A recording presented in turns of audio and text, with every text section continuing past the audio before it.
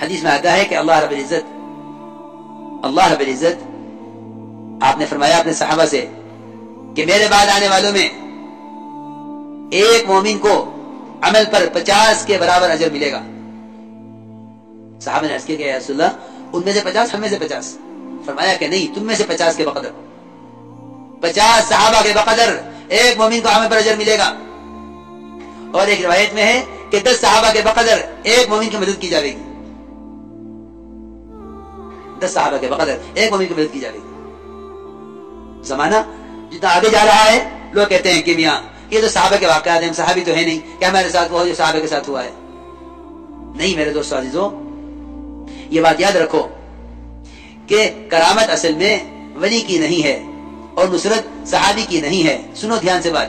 کرامت کا مطلب یہ ہے کہ اللہ رب العزت اپنے سے ڈرنے والے کو اور تقوی اختیار کرنے والے کا اللہ اکرام فرماتے ہیں، اس کو کہتے ہیں کرامت. اللہ نے انبیاء علیہ السلام اور صحابہ کرام کی جو غیبی نصرتیں کی ہیں، ہم سمجھتے تھے کہ وہ غیبی نصرتوں کے اسباب انبیاء اپنے ساتھ نہیں لے گئے، بلکہ آپ صلی اللہ علیہ وسلم اپنی امت کو وہ سارے اعمال دے گئے ہیں جن اعمال کے ذریعے وہ اللہ کی ذات سے براہ راست فائدے اٹھانے، جن اعمال کے ذریعے اللہ کی ذات سے براہ راست فائدے اٹھانے. اس لیے نبی کے ہوتے ہوئے صحابی کی دعا پر اور صحابی کے ہوتے ہوئے تابعی کی دعا پر ظاہر کے خلاف ہوا ہے، یہ بتانے کے لیے کہ نصرت صحابی کے ساتھ نہیں ہے، نصرت تو صحابی کے عمل کے ساتھ ہے اور اس کے یقین کے ساتھ ہے. اس لیے میرے دوستو بزرگو عزیزو، صحابہ کرام کی غیبی نصرت کے واقعات ان کا بیان کرنا یہ ہمارا موضوع ہے، یہ ہمارا موضوع ہے، کیونکہ اس سے اللہ تعالی کے ساتھ یقین اور اللہ کے ساتھ گمان ٹھیک ہو جاتا ہے. اور اللہ تعالیٰ تو بندے کے گمان کے ساتھ ہیں، کیونکہ گمان سے بڑھ کر کوئی طاقت نہیں ہے، گمان سے بڑھ کر کوئی طاقت نہیں ہے. سب سے بڑی طاقت اللہ کے ساتھ گمان کا ٹھیک کر لینا ہے. دیکھو نا، ایک نے آ کر کہا کہ ابو درداء آپ کا مکان جل گیا، دوسرا آیا ابو درداء آپ کا مکان جل گیا ہے، تیسرا آیا ابو درداء کہاں ہو مکان جل رہا ہے، لیکن سب کا انکار کر دیا. کیوں؟ اس لیے کہ ایک طرف نظر ہے، ایک طرف خبر ہے. جو کچھ دنیا میں ہو رہا ہے وہ سب کا سب نظر ہے، اور جو کچھ اللہ کے رسول نے فرمایا ہے وہ سب خبر ہے. جو خبر کو یقینی سمجھیں گے نظر کے مقابلے میں وہ خبر سے فائدہ اٹھائیں گے، نظر سے نقصان نہیں اٹھائیں گے. اور جو نظر کو یقینی سمجھیں گے خبر کے مقابلے میں وہ نظر سے نقصان اٹھائیں گے، خبر سے کوئی فائدہ نہیں اٹھائیں گے، خبر سے کوئی فائدہ نہیں اٹھائیں گے. ایک طرف نظر ہے اور ایک طرف خبر ہے. اسی میرے دوستو عزیزو، نظر کا انکار کرنا ہے خبر کے مقابلے میں. یہی تھا ابو درداء رضی اللہ عنہ کہنا کہ ہاں میرا مکان کیسے چل سکتا ہے، جب اللہ تعالیٰ نے مجھ سے وعدہ کر لیا کہ جو یہ دعا پڑھ لے گا اس پر کوئی مصیبت شام کو پڑھ لے گا صبح تک نہیں آئے گی، صبح کو پڑھ لے گا شام تک نہیں آئے گی. مجھے یقین ہے کہ اللہ میرا مکان نہیں جلائیں گے. اللہ نے مکان نہ جلایا کہ میرے بندے کا میرے ساتھ یہ گمان ہے، میرے بندے کا میرے ساتھ یہ گمان ہے. انا عند ظن عبدی بی، میں اپنے بندے کے گمان کے ساتھ ہوں، جیسا گمان اس کا میرے ساتھ ہوگا میں اس کا معاملہ ویسا ہی کروں گا.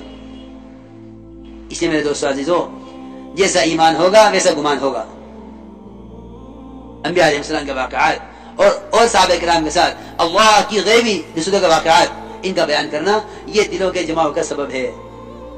تیسری بات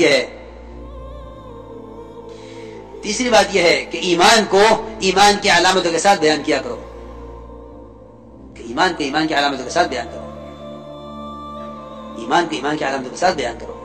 ایک صحابی نے پوچھا، کیونکہ اس کے بغیر تربیت نہیں ہوگی، ایک صحابی نے پوچھا حضور اکرم صلی اللہ علیہ وسلم سے کہ یا رسول اللہ ایمان کسے کہتے ہیں؟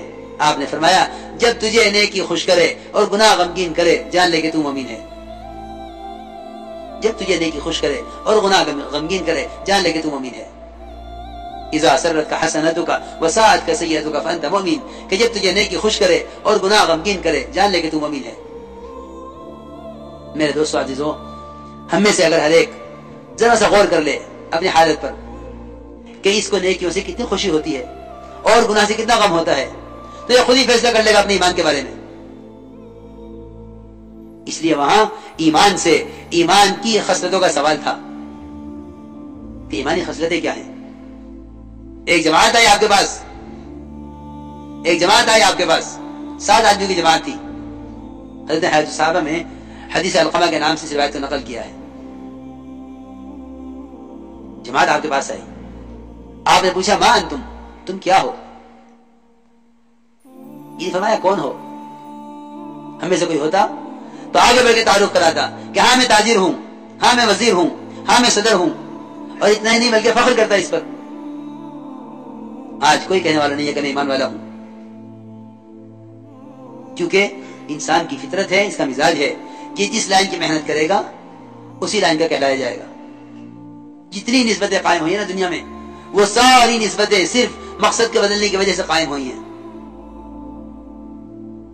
किसी ने ये नहीं कहा हम ताजिर हैं, किसी ने नहीं कहा हम काश्तकार हैं, सबने एक आवाज होकर कहा कि या रसूल अल्लाह हम सब के सब ईमान वाले हैं। आपने फरमाया तुम्हारे ईमान की क्या अलामत है, क्या दलील है कि तुम मोमिन हो? उन्होंने अर्ज किया कि हमारे अंदर 15 खसलतें हैं। सबसे पहली बात तो यह है कि 5 चीजें हमें आपकी जमात ने आकर सिखलाई हैं कि हम उन पर यकीन रखें, उन पर हमारा ईमान है। पहली बात यह है कि हम ईमान लाए अल्लाह पर, उसके फरिश्तों पर, उसकी किताबों पर, उसके रसूलों पर और आखिरत के दिन पर। इस पर हमारा ईमान है। आपने फरमाया वो 5 बातें क्या हैं जिन पर तुम्हारा अमल है? अर्ज किया कि आपकी जमातों ने आकर हमें 5 बातें वो सिखलाई हैं जिन पर हमारा अमल है कि हम सबसे पहले गवाही देते हैं इस बात की कि अल्लाह के सिवा कोई इबादत के लायक नहीं और मोहम्मद सल्लल्लाहु अलैहि वसल्लम अल्लाह का बंदे उसके रसूल है। और नमाज कायम करते हैं, ज़कात अदा करते हैं, रमजान के रोजे रखते हैं, बैतुल्लाह का हज करते हैं। ये 5 वहीं पर हमारा अमल है। ये फरमाया कि नमाज कायम करते हैं। मेरे बुजुर्ग दोस्तों अजीजों, नमाज का अगर नमाज कायम कर ली जाए, वाकई नमाज कायम कर ली जाए, तो यकीनी बात है कि पूरा दिन कायम हो जाएगा। क्योंकि आपने फरमाया है, यकीनी बात है, मन अकामहा फक़द अकामद दीन। जिसने नमाज को इस तरह पढ़ लिया जिस तरह नमाज पढ़ने का हुक्म है, मन अकामहा, जिसने नमाज को इस तरह पढ़ लिया जिस तरह पढ़ने का हुक्म है, उसने अपने पूरे दीन को कायम कर लिया है। क्योंकि पूरे दीन का सुधार और पूरे दीन का कयाम वह नमाज पर मौकूफ है। मेरे दोस्तों अजीजों, यहां तो कोई इल्जाम दिए हुए है माहौल को, कोई इल्जाम दिए हुए है शैतान को। हालांकि मैं बहुत जरूरी बात अर्ज कर रहा हूं, सबसे पहला इल्जाम बेदीनी का, सबसे पहला सबब वो तो मेरी अपनी नमाज है, वो तो मेरी अपनी नमाज है। तो ये बात देखने की जरूरत ही नहीं है। हुक्म बदलेंगे तो हालात बदल जाएंगे, माहौल बदलेगा तो हालात बदल जाएंगे, नहीं। सारे दीन का मदार तेरी अपनी नमाज पर है।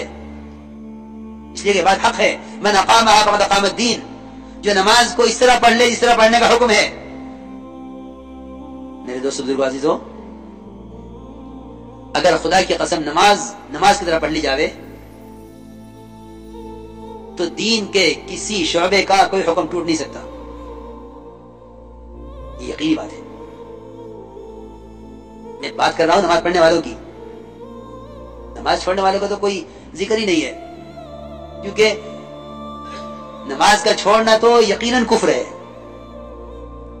बाज के नजदीक वाजिबुल कत्ल है और बाज के नजदीक वाजिबुल कैद है कि इसको कैद कर दिया जाए हमेशा के लिए। इमाम साहब का मतलब तो कैद करने का है। इसलिए मुसलमान से नमाज के छोड़ने का तो तसव्वुर ही नहीं किया जा सकता। जिस तरह एक मुसलमान से कुफ्र का और इर्तिदाद का तसव्वुर मुश्किल है, महल है, इस तरह एक मुसलमान से नमाज का छोड़ना, इसका तसव्वुर मुश्किल है, महल है, मुमकिन नहीं है। क्योंकि ये मुमकिन है और हुआ है कि गैरों ने नमाज पढ़ ली है। मैंने अभी अर्ज किया था वासिम नस्खा का वाकया कि नमाज पहले पढ़ी उन्होंने, इस्लाम बाद में कबूल किया। ये तो मुमकिन है कि एक काफिर नमाज पढ़ ले, मगर ये मुमकिन नहीं है कि एक मुसलमान नमाज छोड़ दे।